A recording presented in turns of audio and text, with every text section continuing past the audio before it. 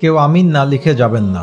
কিংবা কাবা শরীফের ইমাম স্বপ্নে দেখেছেন যদি কেউ এই মেসেজটি 20 জনকে ফরওয়ার্ড করে তাহলে আগামী 7 দিনের মধ্যে তার মনের আশা পূরণ হবে, না হলে 7 বছরেও পূরণ তো হবেই না, উল্টো তার বাচ্চা কাচ্চা পানিতে ডুবে মারা যাবে। কি ভয়ঙ্কর কথা!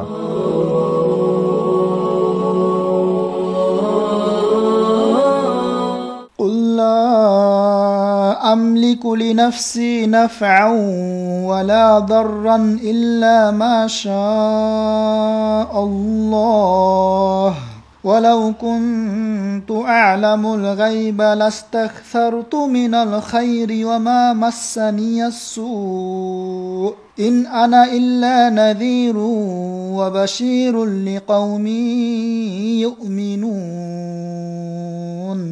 পবিত্র কুরআনের সূরা আল আরাফের 188 নম্বর আয়াতে আল্লাহ তাআলা বলছেন, হে মুহাম্মদ, আপনি ঘোষণা করে দিন, একমাত্র আল্লাহ ছাড়া আমার নিজের ভালো মন্দ, লাভ লোকসান, কল্যাণ অকল্যাণ বিষয়ে আমার কোনোই হাত নেই। আর আমি যদি গায়েবের খবর জানতাম তাহলে বহু কল্যাণ লাভ করতে পারতাম, আর কোনো প্রকার অকল্যাণ আমাকে স্পর্শ করতে পারত না। অর্থাৎ খোদ নবী সাল্লাল্লাহু আলাইহি ওয়াসাল্লাম পর্যন্ত ভবিষ্যতের বিষয় জানতেন না।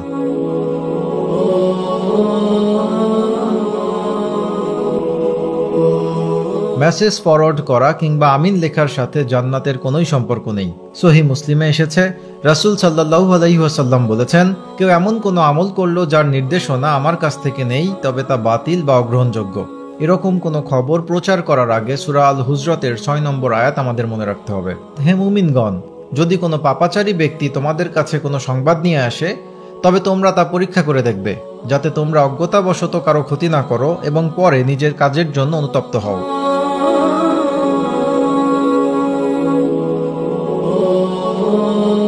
সুতরাং কোনো কাজ করার আগে কিংবা কোনো মেসেজ ফরওয়ার্ড করার আগে তার ভিত্তি কি সেটা জেনে নেওয়া খুবই জরুরি। মনে রাখতে হবে, ইসলাম ধর্ম সহজ, কিন্তু এতটা সহজ নয় যে একটি মেসেজ 20 জনকে ফরওয়ার্ড করলেই আমরা জান্নাত পেয়ে যাব।